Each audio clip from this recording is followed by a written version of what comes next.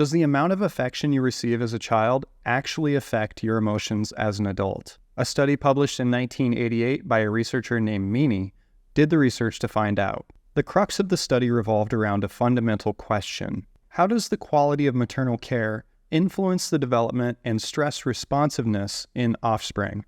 This question was pivotal because it aimed to bridge the gap between environmental factors like parenting and biological outcomes like stress hormone levels. Meaney's team noticed that there are natural variations in maternal care among rats, particularly focusing on two types of behaviors, licking and grooming. Based on these behaviors, mothers were categorized as high or low in maternal care. This classification was important because it allowed for the observation of the long-term effects of differing levels of maternal care on the offspring.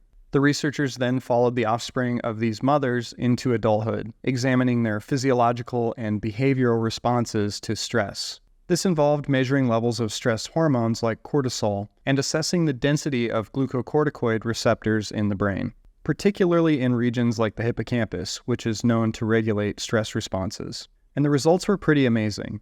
They found that offspring of mothers who had high levels of licking and grooming showed lower stress hormone levels and higher glucocorticoid receptor density in the hippocampus. And this means that they were better equipped to handle stress. In contrast, offspring of low-care mothers exhibited higher stress hormone levels and lower receptor density, which indicates that they're less well-equipped to deal with stress. Now, it's important to keep in mind that this is an animal study, and it might not be directly applicable to humans. But if the results can be applied to humans, then this study shows that having nurturing parents is a really good way to develop a healthy stress response later in life.